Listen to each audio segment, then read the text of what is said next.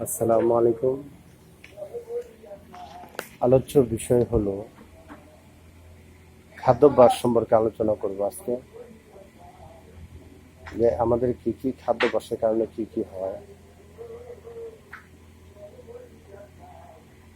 আমরা সাধারণত বেশি পরিমাণে লতা, কচু, ঢেঁড়স খাবো। চোখে জ্যোতি বৃদ্ধি পায়, যৌনশক্তি বৃদ্ধি পায়, আর শরীরে আরামপ্রদতা চলে আসে।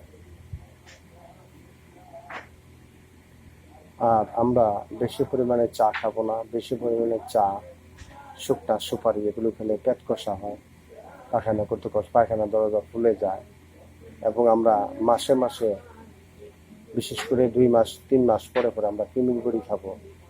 এখন কৃমিটা বেশি হয়, যার জন্য 1-2 মাস পরে হলেও খাবো। পেট ফুলে যায়, পায়খানা করতে কষ্ট হয়, পেটে গন্ডগোল লেগেই থাকে কৃমি থাকলে।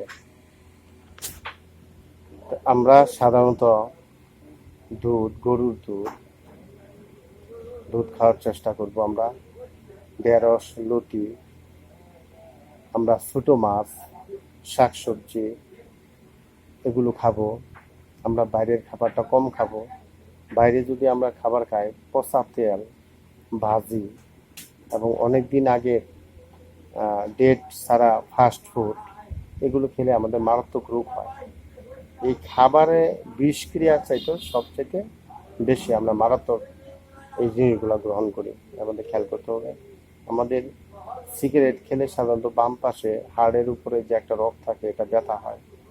যারা বুঝবো আমরা বাদ দিব বা গেপ দিব অনেকদিন সিগারেট খাওয়া থেকে। আমরা বেশি পরিমাণে দুধ চা খেলে আমাদের প্রস্রাব, রক্ত গাঢ় হয়, যার কারণে কিডনির সমস্যা বাড়ে।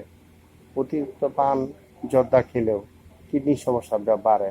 এবং পান জর্দা খাওয়ার পরে শরীরে বিড়ির কারণে, জর্দার কারণে এক প্রকার রস রক্তে প্রবাহিত হয়। এগুলো কালো কালো হয়ে অধিক চুলকানির মাধ্যমে ক্ষত তৈরি হয়, যা ওষুধ খেলেও ভালো হয় না। আমাদের চেষ্টা করতে হবে আমরা যেন এই খাবারগুলো খুব হিসাব করে খাই। আমরা সাধারণত ছোট ছোট মাছ, তাজা এই মাছগুলা খাওয়ার চেষ্টা করব। শাক সবজি এগুলো খাবো। আমরা যেন পুষ্টিকর খাবার দেখে শুনে খাই, যেগুলো হাতে তৈরি খাবার আছে, পিঠা বা পিঠা তৈরি মুড়ি, এগুলো আমরা হাতে তৈরিটা খাবো, মুড়িটা কম খাবো।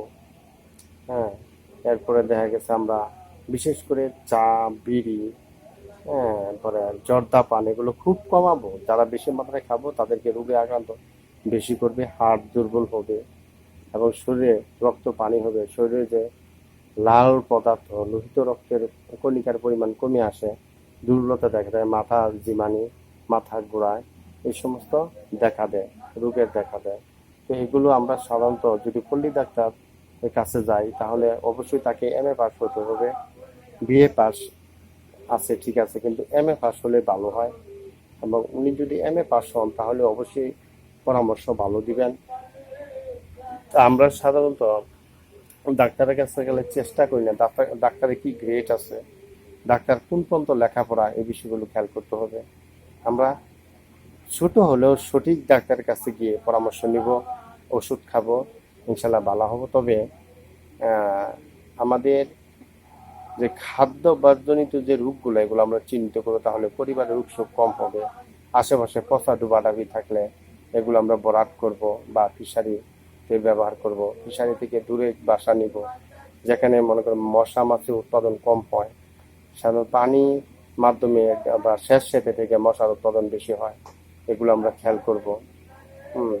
আমরা কিছু কিছু চিকিৎসার বই আছে, এগুলো পড়ব। স্বাস্থ্য রক্ষার্থে কিছু বই আছে, এগুলো আমরা সাধারণত কাজের ফলে এবং খাদ্যে কেমিক্যালের ব্যবহারের কারণে আমরা ভালো খেলেও সুস্থ থাকি না, দুর্বল থাকি। এই জন্য সাধারণত আমাদের আয়রন, ক্যালসিয়াম প্রতিনিয়ত খেয়ে যেতে হবে।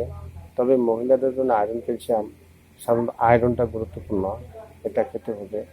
আর খাদ্যাভ্যাসের ক্ষেত্রে সাধারণত কচু, লতি, ঢেঁড়স এই জাতীয় খাবার বেশি খেতে হবে, তাহলে শরীরটা ঠিক থাকবে, রোগ শোক কম হবে। আমরা সাধারণত চেষ্টা করব যে আমাদের খাবারের পরিমাণ টাকা বেশি হোক কম হোক সেটা না, খাবারটা যেন মানের হয় এবং সেখানে কেমিক্যালের ব্যবহার না থাকে। যেমন বর্তমান কাঁঠাল, আম এগুলো কিন্তু কেমিক্যাল ছাড়া আমরা খাবো বেশি বেশি। আপেলের সাথে কমলার সাথে এগুলো অনেক ভালো। আমলকির মধ্যে কম দেওয়া হয়, আমলকি আমরা খেতে পারি। এই খাবারগুলা আমরা খাবো, ছোটো মাছ খাবো।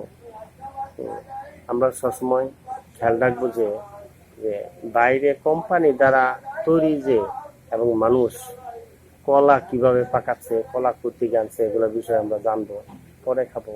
কারণ যেগুলো মেডিসিন ব্যবহার হয় এই বিষয়গুলো আমরা কম খাবো। বাচ্চাদের রঙের খাবার কম দিব, রঙের খাবারগুলো বাচ্চাদের কম দিব, কারণ এই রঙের খাবারে বাচ্চা শুকিয়ে যায় এবং খাওয়া পানি বাদ দেয়, যার কারণে বাচ্চার সারতে খুব সময় লাগে। আমরা রাতে সাধারণত বাচ্চাদের জন্য মজা নিয়ে যাব না, যদি সে অস্থির হয় সকালে কিছু পরিমাণ হাতে দিব, এই বিষয়টা খেয়াল রাখবো। রাতে আমরা কেউ বাচ্চার জন্য মজা নিয়ে যাব না, এই বিষয়টা খেয়াল রাখতে হবে।